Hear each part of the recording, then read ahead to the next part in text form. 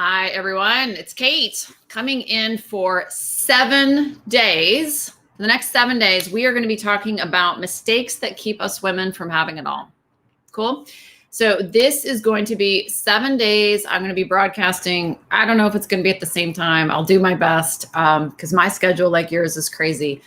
But I really want to spend some time, especially as we've been living in this COVID world, to talk about something I think is on a lot of women's hearts, which is recognizing, I think what COVID has done for us is to recognize how precious this life is. And so whether you were someone like, workaholic, always working, and all of a sudden COVID's given you a break, or COVID hasn't given you a break, it's made things even more intense for you. And you're like, wait a minute, wait a minute, like I need some recalibration. But one of the things that, I feel like just called to have a very honest conversation with. And this conversation is probably going to alienate some people, and that's totally fine. So I get it.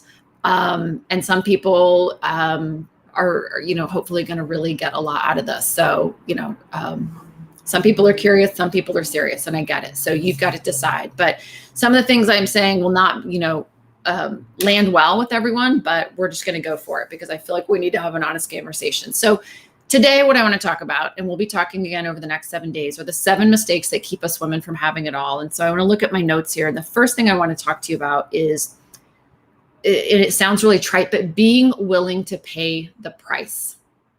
Okay. So we come up in this world and we're raised as young girls that, you can do anything you want. I remember my mom telling me that, right? Honey, you can do whatever you want. You could be the president of IBM. And I'm like, oh my God, that sounds like a really big deal. That sounds cool. I didn't even know what that was.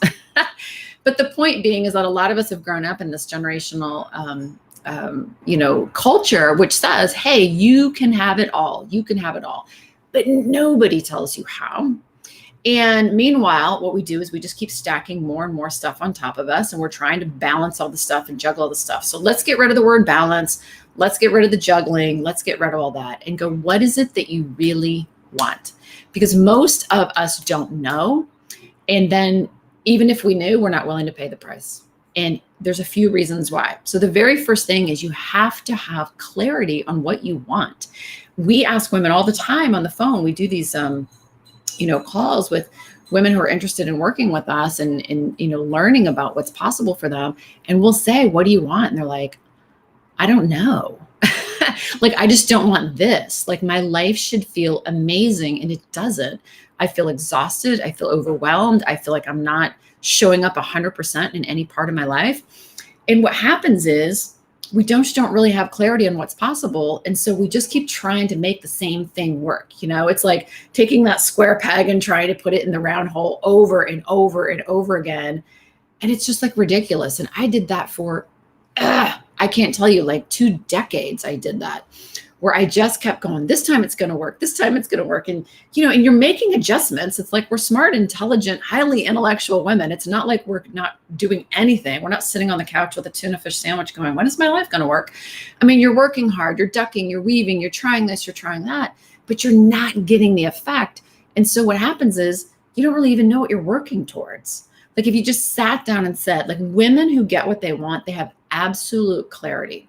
And like, I know, like the women we work with, they're like, I want it all and I will freaking do what it takes to get it. And I don't care if they've tried 15 coaches and 17 trainers and 49 therapists and 636 like self-help books and meditation and shamanism and blah, blah, blah. They're like, I'm going to keep going. And you have to know that's what you want.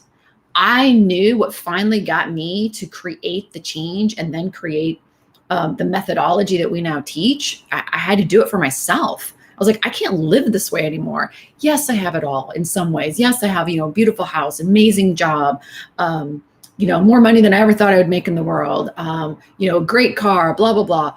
But I'm not satisfied with this. I'm not happy. So what I want is that I want happiness. I want to feel fulfilled. I want to feel at ease. I want to stop the pace, the driving every day. I want to be able to sit still in my house and enjoy it and not feel like I should be doing something.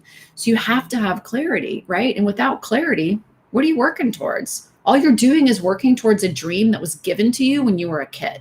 When you were a kid, somebody said to you, hey, little girl, someday you're going to be a big, important, successful, whatever it is, doctor, lawyer, Indian chief, and you're going to get married and you're going to have 2.5 children and you're going to live in a beautiful house. That was given to you. So you got that. So what do you really want? What is it? And so without clarity, it's like all of that. I want a better life. All right. What is that? What is that? I want to be happy. What do you mean? What would make you happy? You have to know these things. Otherwise, what are you working towards? What are you moving towards? You can't even say if what you're doing is working or not. Right.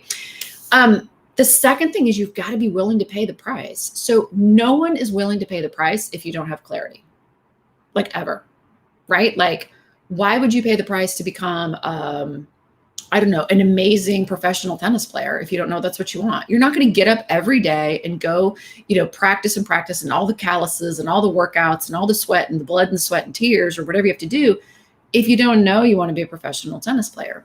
So you have to really know what you want. Sorry, I keep adjusting my glasses because it's Makeupless Monday. I'm not wearing any makeup and I don't feel really great about being on camera without makeup. So I put my glasses on and they're too big. But here's the thing, you got to be willing to pay the price. And what I mean by that is you have to be willing to do what it takes. Like I know for myself, I know for the women we work with, they are like 1000% profoundly committed to not sitting where they're at anymore. They're like, I'm not doing that anymore. And I'm not going to make a small shift. I'm going to make a major shift. Now, that major shift doesn't mean that they're quitting their job and, going to go live on a yacht somewhere. It means I got to change how I'm operating and how I'm working and, through this life, because I've tried all the stuff externally to me and that stuff's not working. Or I haven't tried all the stuff externally to me, but I'm not going to waste another second. Like, so it's got to be this whole idea, which is like, yeah, I'm willing to do things that are uncomfortable. And here's why we don't. We are actually designed biologically to stay in like really homeostasis, to stay in our comfort level. So think about this. Your entire life, you've been told, grow up, go to college, get good grades, get a good job, work hard, get married, blah, blah, blah, whatever it is. And you've done all that. And that's what you've been given your entire life. That is the only story you know. And so it is continuing to be the story that you live. And even though it's not bringing you happiness, even though it's bringing you fleeting moments of happiness, like, oh, that was a great Saturday with the kids. Oh, there was that one date night. Oh gosh, there was that one quiet week I had. It gives you moments of happiness, but you're not profoundly waking up every day going, damn, this is my life. Do you know what I mean? Like, that's what it should feel like every single day. Like, oh my God, this is my life. Doesn't mean that we don't have fears. It doesn't mean that we don't have challenges, blah, blah, blah. All that stuff happens.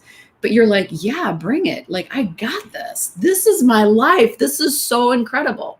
Like, that's what I wanted. That's what I was looking for. I'm like, how do I become that woman? And do you hear what I just said? How do I become that woman? And that's really key. Because once you've gone through all the time management strategies, you've done all the calendar management, you've gotten, the nanny, the chef, the personal assistant, you've, got the whether you have an A+ team or a B+ team or whatever, you've done all this stuff. You've shortened your commute, you've moved closer to work, you bought a bigger house, you downsized your house, whatever.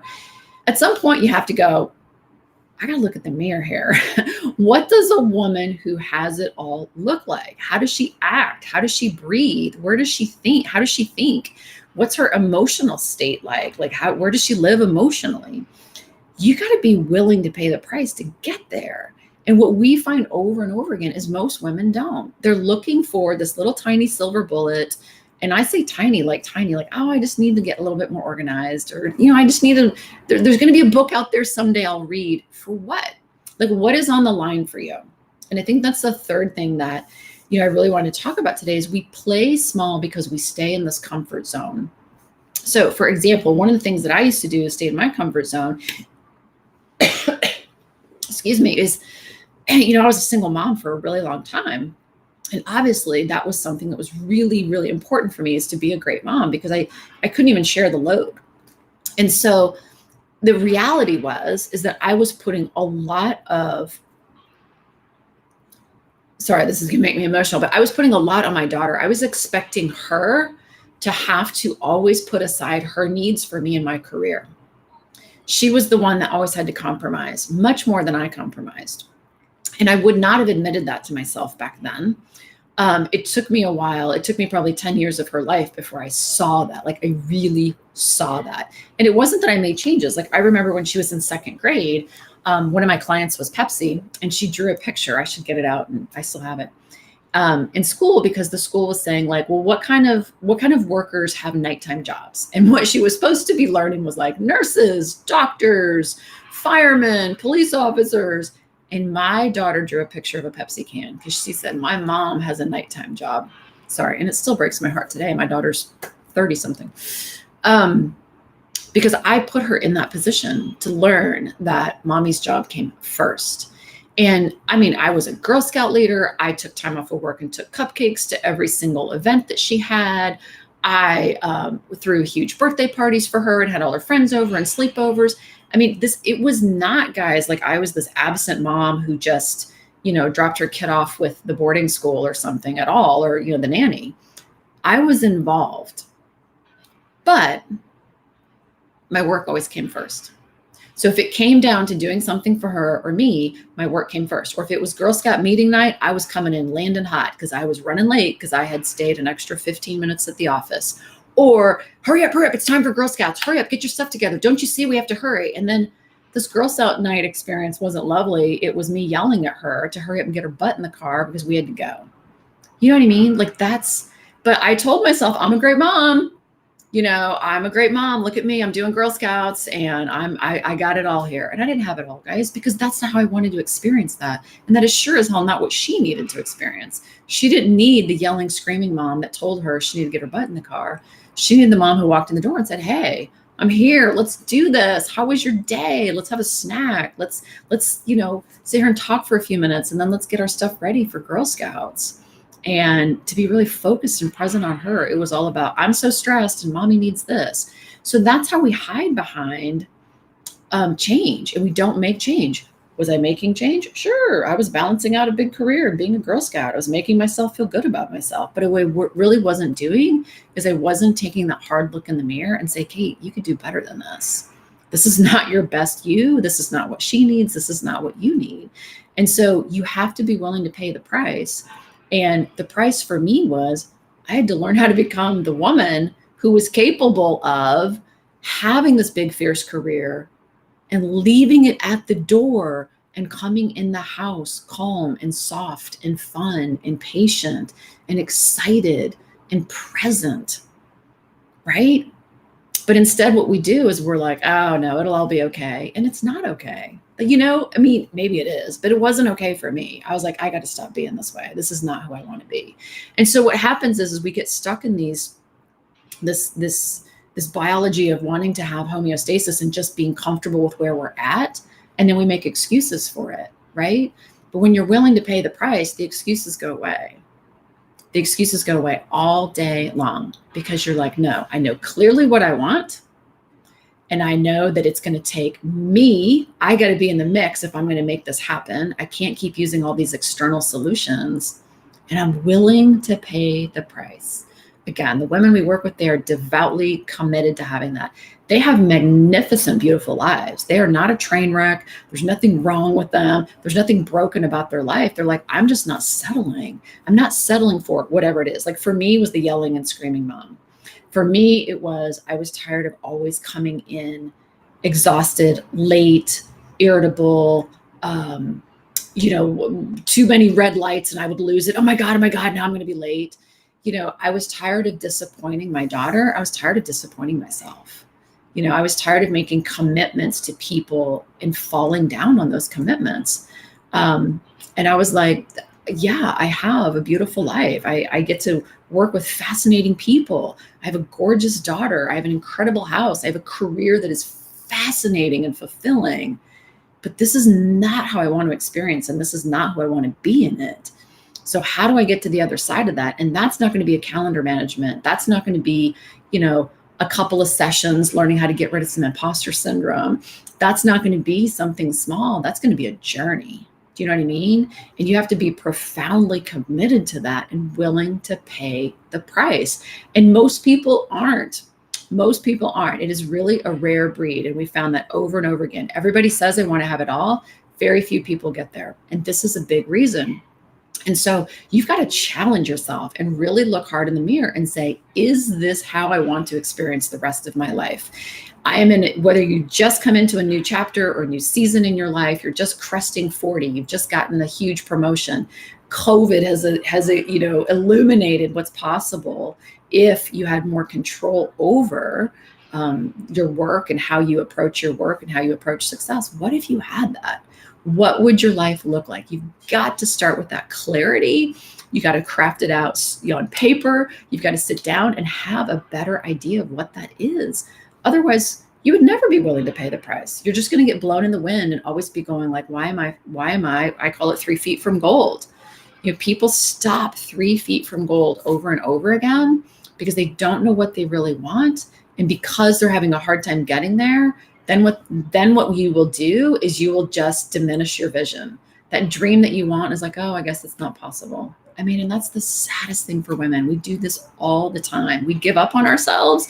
Well, that's not what your husband wants. Or, well, I don't know if that's what the kids need. Well, I don't know. I mean, my neighbors are happy. Maybe I should be happy too.